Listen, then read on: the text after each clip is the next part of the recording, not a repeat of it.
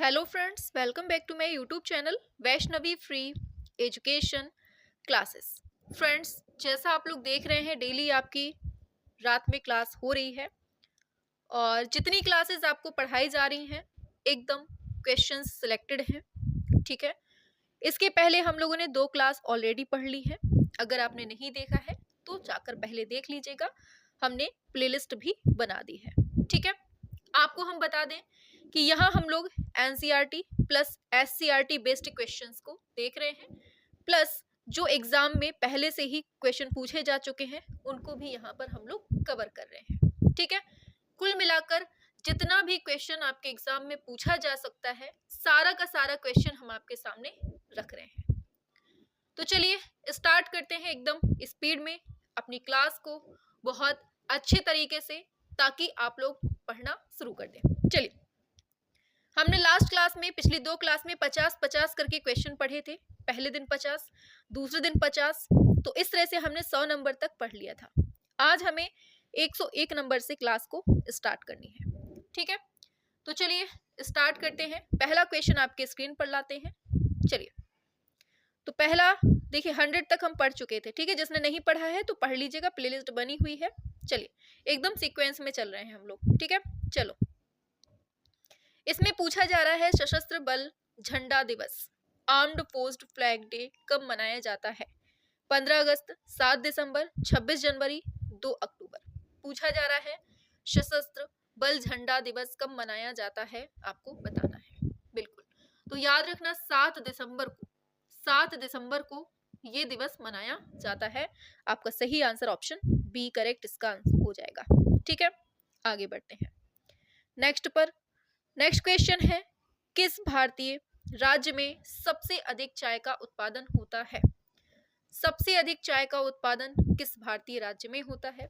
पश्चिम बंगाल, असम, केरल, तमिलनाडु। बताइए। बहुत सिंपल सा क्वेश्चन है, ये होता है असम में। तो सबसे अधिक चाय का उत्पादन कहां पर होता है? असम में होता है। ठीक है, आगे बढ़ेंगे।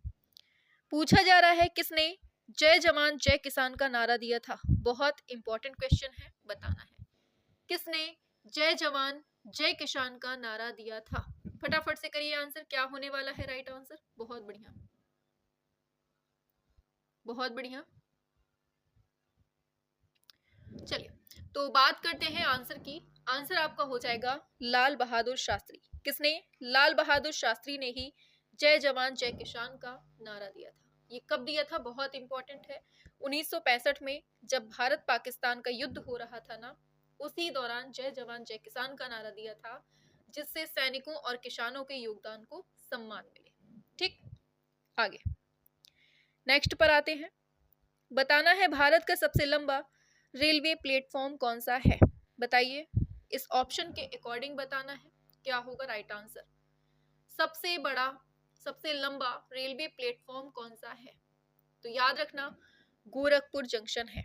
कौन सा है? गोरखपुर जंक्शन। ऑप्शन बी इसका करेक्ट है। आगे बढ़ेंगे। पूछा जा रहा है भारतीय संविधान में न्याय, बहुत इंपॉर्टेंट, स्वतंत्रता, समता और बंधुता, इसके आदर्श कहां से लिए गए हैं? बहुत ज्यादा पूछा गया है। कहां पर लिए गए हैं? प्रस्तावना में है, मौलिक अधिकारों में है, नीति निर्देशक तत्व में है, या मूल कर्तव्य में है? न्याय, स्वतंत्रता, समता, आप लोग ये सब देखते हैं ना, बंधुत्व का नारा, ये सब हमें कहाँ मिलता है? ये सब हम लोग प्रस्तावना में पढ़ते हैं। ठीक है, प्रस्तावना में देखते हैं। आगे बढ़ेंगे 106 नंबर पे। पूछा जा रहा है इसमें कि किस स्वतंत्रता सेनानी ने इंकलाब जिंदाबाद का नारा दिया था? बताइए, किसने इंकलाब जिंदाबाद का नारा दिया था? सभी लोग एक साथ बताएंगे। तो आंसर है आपका ऑप्शन ए, ये है भगत सिंह ने दिया हुआ था। ठीक है, आगे बढ़ेंगे। किस ग्रह को धरती का जुड़वां कहा जाता है? धरती का जुड़वां किसको कहा जाता है, ये बताना है। या फिर पृथ्वी का जुड़वां ग्रह किसको कहते हैं, ये पूछा गया है कुल मिलाकर। तो शुक्र को कहते हैं। क्यों? क्योंकि ये पृथ्वी के लगभग समान है संरचना में और आकार में, घनत्व में। बताइए, भारत में एसबीआई की स्थापना कब होती है? भारतीय स्टेट बैंक की स्थापना कब होती है, ये पूछा जा रहा है और बहुत इंपॉर्टेंट है। बहुत बढ़िया, शाबाश। चलिए आंसर की बात करते हैं। 1921 में स्थापित होता है इंपीरियल बैंक। ठीक है, इसका आंसर होगा 1955। 1921 में स्थापित होता है इंपीरियल बैंक। इसी का राष्ट्रीयकरण होता है 1 जुलाई 1955 में, जिसका नाम चेंज करके भारतीय स्टेट बैंक को कर दिया जाता है। और ये भारत का सबसे बड़ा सार्वजनिक क्षेत्र का बैंक है। बहुत इंपॉर्टेंट क्वेश्चन है। ठीक, आगे पूछा जा रहा है, किस भारतीय शहर को कपड़ा नगरी कहते हैं? मैनचेस्टर ऑफ इंडिया कहते हैं। कपड़ा नगरी के नाम से किसको जानते हैं? बहुत इंपॉर्टेंट, बताइए। बहुत बढ़िया, आंसर होगा अहमदाबाद। ऑप्शन बी अहमदाबाद इसका सही है। कपड़ा नगरी या मैनचेस्टर ऑफ इंडिया, ये भारत का मैनचेस्टर किसको कहते हैं? अहमदाबाद को। ठीक, कपड़ों का ये प्रमुख केंद्र है अहमदाबाद। आगे बढ़ेंगे। बताना है भारत की पहली महिला राष्ट्रपति कौन थी? बताओ, बहुत इंपॉर्टेंट है, सब कुछ याद रखना। पहली महिला मुख्यमंत्री कौन है, राज्यपाल कौन है, प्रधानमंत्री कौन है, राष्ट्रपति कौन है, तीनों याद रखना, सबके कार्यकाल भी याद रखना है आपको। ठीक है, बहुत बढ़िया। आंसर होगा आपका ऑप्शन ए, प्रतिभा पाटिल जो है ये राष्ट्रपति है, पहली महिला। ठीक है, अच्छा ये राष्ट्रपति हो गई। अगर उसने राज्यपाल पूछा होता, एग्जामिनर ने राज्यपाल पूछ लिया, तो क्या हो जाएगा राज्यपाल? बताओ जल्दी से। सरोजनी नायडू राज्यपाल हो जाएगा। ठीक है, अगर उसने मुख्यमंत्री पूछा होता, तब आपका क्या होता? मुख्यमंत्री आपका हो जाता सुचेता कृपलानी। ठीक है, अगर उसने प्रधानमंत्री पूछ लिया, पहली महिला प्रधान, ये पहली महिला की बात हो रही है सबकी। ठीक है, प्रधानमंत्री पूछा होता तो क्या हो जाता? प्रधानमंत्री में आपका इंदिरा गांधी। क्या होता? इंदिरा गांधी आपका सही हो जाता। तो ये 4 क्वेश्चन जो बनते हैं बहुत इंपॉर्टेंट है। अच्छा, प्रतिभा पाटिल का हो सकता है टाइम पूछ ले। टाइम क्या होगा इसका, बताओ जल्दी से, फटाफट से। तो याद रखना, ये 2007 से लेकर 2012 के बीच में इनका कार्यकाल रहता है। ये याद रखना, पहली महिला राष्ट्रपति का। ठीक है, अब राज्यपाल की अगर हम बात करें, राज्यपाल जो सरोजनी नायडू है। पहले मुख्यमंत्री की बात करते हैं। मुख्यमंत्री कब रहा? तो 1963 में इनका कार्यकाल रहता है। फिर राज्यपाल की बात करते हैं सरोजनी नायडू की। इनका जो कार्यकाल रहता है वो रहता है 1947 में रहता है। ठीक है, और प्रधानमंत्री जो है ये इंदिरा गांधी, इनका जो टाइम पीरियड रहता है वो रहता है 1966 से 77 के बीच में। 1966 से 77 के बीच में, और फिर 80 से 84 के बीच में इनका कार्यकाल रहता है। 1980 से 84 के बीच में। तो हमने चारों का कार्यकाल आपको बता दिया है। तो राष्ट्रपति का क्या है? 2007 से 2012 के बीच का इनका कार्यकाल होता है। समझ में आ गया आपको? आगे बढ़ते हैं। पूछा जा रहा है भारत का सबसे पुराना उच्च न्यायालय कौन सा है और इसकी स्थापना कब होती है, ये भी बताएंगे आप लोग। बताइए क्या होगा इसका राइट आंसर। सबसे पुराना उच्च न्यायालय या हाई कोर्ट कौन सा है? तो याद रखना, सबसे पुराना है आपका कलकत्ता हाई कोर्ट। इसकी स्थापना कब होती है? तो याद रखना है इसकी स्थापना कब होती है। बहुत इंपॉर्टेंट क्वेश्चन है, हम सब कुछ पढ़ा चुके हैं आपको। अभी पिछले 2 दिन में ये 2-3 क्वेश्चन आपको मिल चुके हैं। बहुत बढ़िया। आंसर की बात करेंगे तो इसकी स्थापना होती है 1 जुलाई 1862 में। कब? 1 जुलाई 1862 को इसकी स्थापना होती है। ये याद रखना, ये भारत का सबसे पुराना हाई कोर्ट है, कलकत्ता है। ठीक है, आगे बढ़ते हैं। बताना है भारतीय राष्ट्रीय कांग्रेस की स्थापना कौन से वर्ष में होती है? बताओ, भारतीय राष्ट्रीय कांग्रेस की स्थापना। अच्छा, कोई डेट सहित बता सके तो बता दीजिएगा, कमेंट बॉक्स पे करते जाइएगा। और इसके पहले अध्यक्ष कौन थे, किसके द्वारा इसकी स्थापना होती है, ये सब कुछ बताइएगा एक साथ। बहुत बढ़िया। देखिए, बात करते हैं भारतीय राष्ट्रीय कांग्रेस की स्थापना की। तो इसकी स्थापना जो है ये 28 दिसंबर 1885 में इसकी स्थापना होती है। ठीक है, राष्ट्रीय कांग्रेस की। ऑप्शन ए इसका सही हो जाएगा। ठीक है, किसके द्वारा होती है? AOU, ह्यूम के द्वारा इसकी स्थापना होती है। ठीक है, इसके पहले अध्यक्ष किसको बनाए जाते हैं? बहुत इंपॉर्टेंट, तो WC बनर्जी को इसका पहला अध्यक्ष बनाया जाता है। बहुत ज्यादा पूछा जाने वाला क्वेश्चन है। ठीक है, चलिए 13 नंबर पे आते हैं। और देखो, क्लास पसंद आ रही हो तो शेयर जरूर करना है, सभी को बताना है कि क्लास बहुत इंपॉर्टेंट हो रही है, तो सभी लोग क्लास से जुड़ सके। ठीक है, चलिए 13 नंबर पे आइए। हरित क्रांति का श्रेय किसको जाता है? बताइए किसको जाता है, ये बताना है आपको। हरित क्रांति का जनक किसको कहते हैं? बहुत बढ़िया, शाबाश। चलिए आंसर की बात करते हैं। देखो, हरित क्रांति का श्रेय यहाँ पर भारत की बात हो रही है, ठीक है। भारत में हरित क्रांति का जनक कहा जाता है किसको? MS स्वामीनाथन को कहा जाता है। अगर यही विश्व की बात होती, तो विश्व की बात होती तब आपका आंसर क्या होता? वर्गीज कुरियन। क्या होता? सॉरी, वर्गीज नहीं, अरे नॉर्मन बोरलॉग। क्या होता? नॉर्मन बोरलॉग हो जाता, ठीक। ये है विश्व की बात।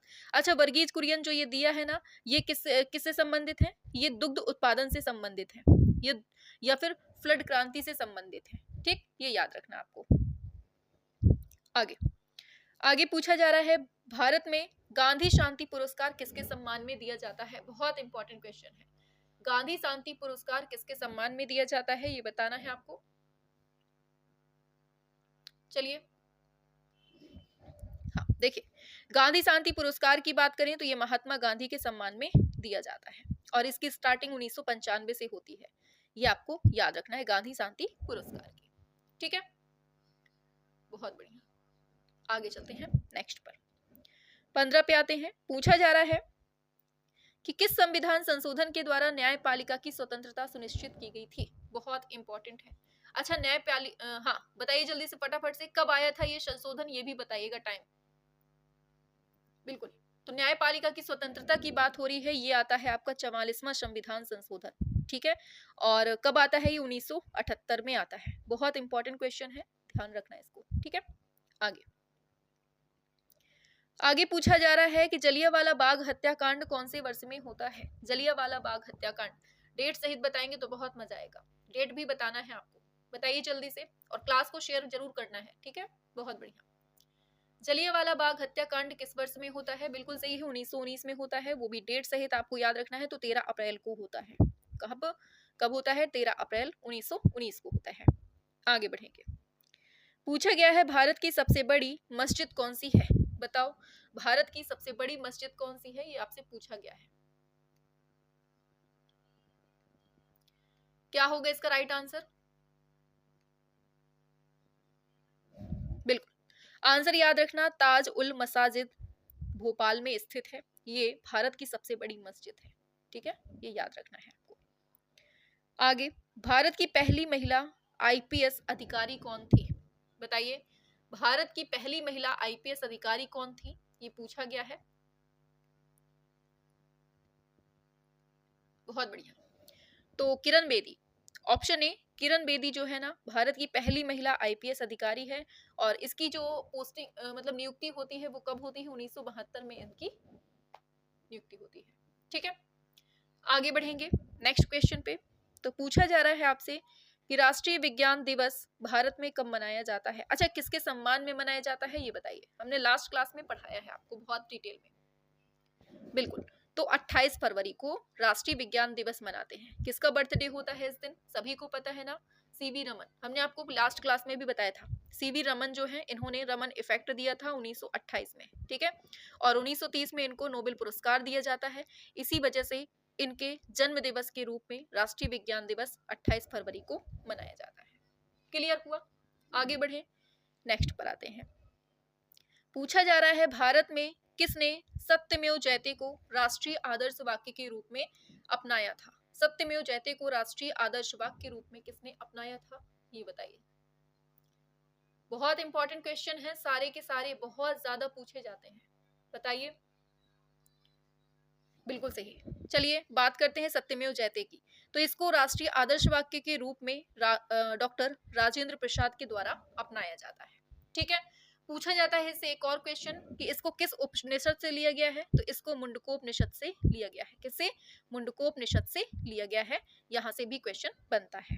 आगे बढ़ेंगे नेक्स्ट पर। भारत के किस राज्य को पूर्व का चेरा पूंजी कहा जाता है? बताइए, पूर्व का चेरा पूंजी किसको कहते हैं? ये वही जगह है जिसको पूर्व का स्कॉटलैंड भी बोलते हैं। अब बताइए, लास्ट क्लास में हम बता चुके हैं कि पूर्व का स्कॉटलैंड किसे कहते हैं और पूर्व का चेरा पूंजी किसे कहते हैं। वो जगह एक ही है और उस जगह का नाम क्या है? मेघालय। क्या नाम है उस जगह का? नाम मेघालय है। और यहाँ पर सबसे ज्यादा दुनिया में वर्षा होती है, ठीक। मासनराम चेरा पूंजी वाला जगह, ठीक। आगे बताना है, विश्व जनसंख्या दिवस कब मनाया जाता है? बताइए, विश्व जनसंख्या दिवस कब मनाया जाता है? बताइए क्या होगा। बहुत सिंपल सा है, बिल्कुल, तो ये 11 जुलाई को मनाया जाता है। आगे, किस भारतीय वैज्ञानिक ने मिसाइल कार्यक्रम की शुरुआत की थी? बताइए, मिसाइल कार्यक्रम की शुरुआत किसने की थी? इसी को हम मिसाइल मैन ऑफ इंडिया भी बोलते हैं, इसी वजह से, इसी कार्य की वजह से। बिल्कुल, एपीजे अब्दुल कलाम इसका सही आंसर हो जाएगा। क्या हो जाएगा? एपीजे अब्दुल कलाम इसका सही आंसर ऑप्शन ए करेक्ट हो जाएगा। ठीक है, आगे बढ़ते हैं। पूछा जा रहा है भारत में कितने राज्य और कितने केंद्र शासित प्रदेश हैं? ये बताइए, बताइए क्या होने वाला है राइट आंसर? भारत में कितने राज्य और कितने केंद्र शासित प्रदेश हैं? बिल्कुल, तो ये आंसर क्या होने वाला है? ऑप्शन सी 28 राज्य हैं और 8 केंद्र शासित प्रदेश हैं। ठीक है, आगे बढ़ते हैं। पूछा जा रहा है भारत की सबसे लंबी सड़क सुरंग कौन सी है? भारत की सबसे लंबी सड़क सुरंग कौन सी है? ये बताइए, बहुत इंपॉर्टेंट है, ये हिमाचल प्रदेश में पड़ती है। कहाँ पर? हिमाचल प्रदेश में पड़ती है, बहुत इंपॉर्टेंट है। कहाँ पर है? हिमाचल प्रदेश में पड़ती है और इसकी लंबाई बहुत पूछी जाती है। ये भारत की सबसे लंबी सड़क सुरंग है और इसकी लंबाई है, याद रखना, 9.02 किलोमीटर। ठीक है, दर्रा पूछा जाता है, कौन से दर्रे में है? तो रोहतांग दर्रा, रोहतांग दर्रे के नीचे ये बनी हुई है। तो ये 3-4 क्वेश्चन जो है बहुत इंपॉर्टेंट है। कहाँ सबसे लंबी भारत की सबसे लंबी सड़क सुरंग कौन सी है? अटल टनल है, हिमाचल प्रदेश में है, रोहतांग दर्रे में है, 9.02 किलोमीटर है। ठीक है, इतना आपको याद रखना है। आगे बढ़ेंगे 126 नंबर पे। भारत का सबसे पुराना पर्वत कौन सा है? बताओ, सबसे पुराना पर्वत पूछा गया है और यहाँ से क्वेश्चन ना बने ऐसा हो ही नहीं सकता है भाई। बताओ जल्दी से क्या होने वाला है इसका राइट आंसर। सबसे पुराना पर्वत कौन सा है? तो बिल्कुल सही है, आपका अरावली पर्वत सबसे पुराना है। ठीक है, याद रखना, राजस्थान से ये दिल्ली तक पूरा फैला हुआ है। ठीक है, आगे बढ़ते हैं नेक्स्ट पर। देखो, इसका टाइम पूछा जा सकता है, 3.2 अरब वर्ष माना जाता है इसका टाइम। ठीक है, आगे बताइए, किस भारतीय क्रिकेटर ने 100 अंतरराष्ट्रीय शतक लगाए हैं? बताइए, 100 अंतरराष्ट्रीय शतक किसने लगाए हैं? ये बताइए, बताइए। बिल्कुल, Sachin Tendulkar, option C, Sachin Tendulkar, option C इसका सही हो जाएगा। आगे बढ़ेंगे। भारत का पहला परमाणु परीक्षण कब और कहां होता है? बहुत इंपॉर्टेंट है, भारत का पहला परमाणु परीक्षण कब और कहां होता है? ये बताइए। बहुत बढ़िया, आंसर की बात करेंगे, ऑप्शन बी 1974 में पोखरण में होता है, राजस्थान में पड़ता है। कहां पर? पोखरण, राजस्थान में पड़ता है। और एक चीज, इसकी डेट याद रखना, इंपॉर्टेंट है, हो सकता है डेट सहित पूछ ले। तो 18 मई 1974 को पोखरण में एक परमाणु परीक्षण होता है जिसका नाम हम रखते हैं स्माइलिंग बुद्धा। कौन सा? स्माइलिंग बुद्धा। ठीक है, स्माइलिंग बुद्धा रखते हैं। अच्छा, एक और परमाणु परीक्षण होता है 1998 में, इसको क्या कहते हैं ये बताएंगे आप लोग। ठीक है, चलिए आगे बढ़ते हैं। 129 पे आइए। भारत में किस नदी को बिहार का शोक कहते हैं? बिहार के शोक के नाम से किस नदी को जाना जाता है? ये बताइए। बिल्कुल, आंसर होगा ऑप्शन सी, ये है कोसी नदी को हम बिहार का शोक कहते हैं। क्यों? क्योंकि ये बार बार टेढ़ी मेढ़ी, बहुत ज्यादा बार ये तिरछी मिर्ची मुड़ती है ना, तो बाढ़ लेके आती है। ठीक है, आगे। किस भारतीय राज्य को भारत का मसाले का बगीचा कहा जाता है? बहुत सिंपल सा क्वेश्चन, बताइए फटाफट से। भारत का मसाले का बगीचा किसको कहा जाता है? बिल्कुल, ऑप्शन ए किसको कहते हैं? तो केरल को कहा जाता है। किसको? ऑप्शन ए, केरल को मसालों का बगीचा कहते हैं, क्योंकि यहाँ पर गरम मसालों की उत्पत्ति जो है ज्यादा होती है। ठीक है, उत्पादन होता है, सॉरी। आगे 133 पे आइए। भारत के संविधान में मौलिक अधिकार किस भाग में लिया गया है? बताइए, मौलिक अधिकारों को किस भाग में लिया गया है, ये बताना है आपको। बहुत बढ़िया, 3, भाग 3 में हम मौलिक अधिकार देखते हैं, 12 से 35 के बीच में है। ठीक है, आगे। कितने मौलिक अधिकार हैं? 7 हैं कि 6? आप बताएंगे कमेंट बॉक्स पे कौन कौन से हैं, ये भी पूरा डिटेल में लिखना। ठीक है, चलो 32 पे आओ। भारतीय संसद के दोनों सदनों की संयुक्त बैठक की अध्यक्षता कौन करता है? भारतीय संसद के दोनों सदनों की संयुक्त बैठक की अध्यक्षता कौन करता है? संयुक्त बैठक की अध्यक्षता पूछी गई है, ध्यान दीजिएगा। बहुत बढ़िया, चलिए बात करते हैं ऑप्शन डी, अध्यक्षता की बात हो रही है। अध्यक्षता करता है लोकसभा अध्यक्ष, इसकी अध्यक्षता करता है। अच्छा, संयुक्त बैठक को आहूत कौन करता है ये बताइए। ठीक है, बुलाने का काम कौन करता है ये आप लोग बताएंगे। चलिए आगे बढ़ते हैं नेक्स्ट पर। पूछा गया है भारत के पहले उपराष्ट्रपति कौन थे। भारत के पहले उपराष्ट्रपति कौन थे ये बताओ। बहुत बढ़िया, डॉक्टर सर्वपल्ली राधाकृष्णन इसका सही आंसर हो जाएगा। भारत के पहले उपराष्ट्रपति कौन थे? सर्वपल्ली राधाकृष्णन इसका सही आंसर हो जाएगा। और ये देश के दूसरे राष्ट्रपति बनते हैं फिर। ठीक है, ये पहले उपराष्ट्रपति हैं और ये दूसरे नंबर के राष्ट्रपति हैं। ठीक, ये याद रखना। आगे, किस भारतीय शहर को पिंक सिटी के नाम से जानते हैं? बहुत सिंपल सा है, पढ़ चुके हैं बहुत बार। ऑप्शन ए, जयपुर को कहते हैं। क्यों? क्योंकि ये रंगा हुआ है गुलाबी से। किस वर्ष में भारत में पंचायती राज प्रणाली की शुरुआत होती है बताइए। शुरुआत की बात करेंगे 1959 में होती है। कहाँ? राजस्थान के नागौर जिले में होती है। और इसको जब औपचारिकता मिलती है ना तो 1992 में 73वें संविधान संशोधन से ये संवैधानिक रूप ले लेता है।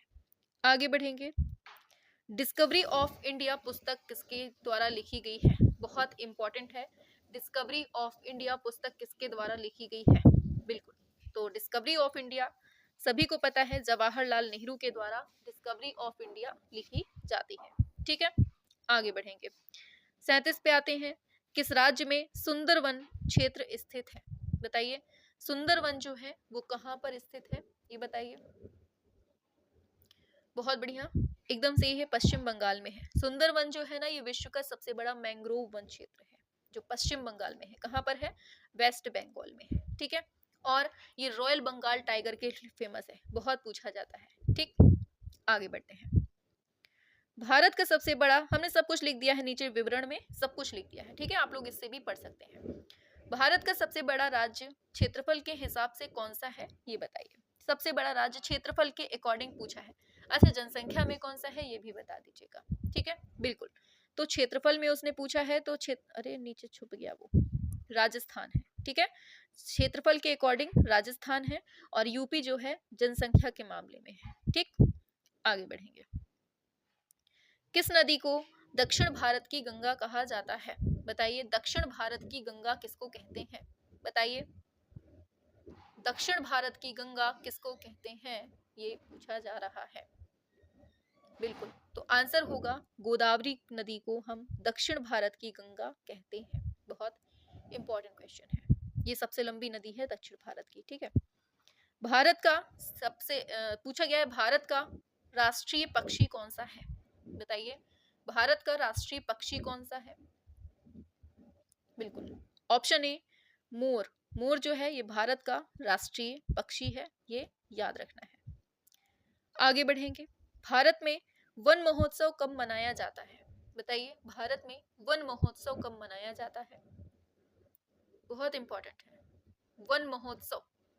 बिल्कुल, तो ये है जुलाई का जो पहला सप्ताह है, ये भारत का वन महोत्सव के नाम से जाना जाता है, ये सब में मनाया जाता है। आगे बढ़ेंगे, किस भारतीय वैज्ञानिक को father of Indian space programme कहा जाता है? बताइए, अभी तक हम लोग परमाणु के जनक पूछे जाते थे, परमाणु बम के जनक पूछे जाते थे तो होमी जहांगीर बाबा बताते थे। अब यहाँ पर स्पेस के जनक पूछे जा रहे हैं, बताइए किसको कहेंगे हम? तो स्पेस की जब बात होगी तो आपका सही आंसर होगा विक्रम साराभाई। ठीक है, ये याद रखना है। आगे बढ़ेंगे, नेक्स्ट पर पूछा जा रहा है, भारत छोड़ो आंदोलन किस वर्ष स्टार्ट होता है? भारत छोड़ो आंदोलन डेट सहित बताना है, कब स्टार्ट होता है? बिल्कुल सही है, 1942 में। 1942 कब? 9 अगस्त 1942 को भारत छोड़ो आंदोलन जो है ये स्टार्ट होता है। ठीक है, आगे बढ़ेंगे नेक्स्ट पर।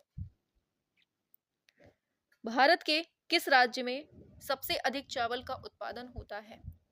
पंजाब, उत्तर प्रदेश, पश्चिम बंगाल, तमिलनाडु। बताइए, सबसे अधिक चावल का उत्पादन कहाँ पर होता है? बिल्कुल, आंसर होगा पश्चिम बंगाल में सबसे ज्यादा चावल का उत्पादन होता है। ठीक है, आगे, किस भारतीय वैज्ञानिक ने बोस आइंस्टीन कंडेंस्ड की खोज में योगदान दिया था? बताइए, बोस आइंस्टीन की खोज में योगदान किसने दिया था? एससी बोस। किसने? एसएन बोस, सत्येंद्र नाथ बोस इसका सही आंसर हो जाएगा, ऑप्शन बी करेक्ट हो जाएगा। ठीक है, आगे, किस भारतीय राज्य को भारत का अन्न भंडार कहा जाता है? बताओ, भारत का अन्न भंडार किसको कहा जाता है? बहुत सिंपल सा है, बिल्कुल, भारत का अन्न भंडार हम पंजाब को कहते हैं, क्योंकि यहाँ पर गेहूं चावल अधिक मात्रा में होता है, गेहूं प्लस चावल अधिक मात्रा में होता है, इसलिए भारत का अन्न भंडार पंजाब को बोलते हैं। ठीक है, आगे बढ़ेंगे। भारत में राष्ट्रीय मतदाता दिवस कब मनाया जाता है? बहुत सिंपल सा है, बनना चाहिए, बिल्कुल, तो ये मनाया जाता है 25 जनवरी को मनाया जाता है। ठीक है, आगे, भारत में पहली जनगणना किस वर्ष आयोजित की गई थी?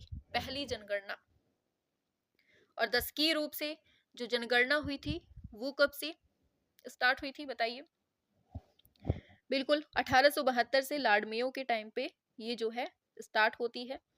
और क्या था कि दशकीय जनगणना या नियमित की बात करें 1881 में होती है। ठीक है, आगे बढ़ेंगे।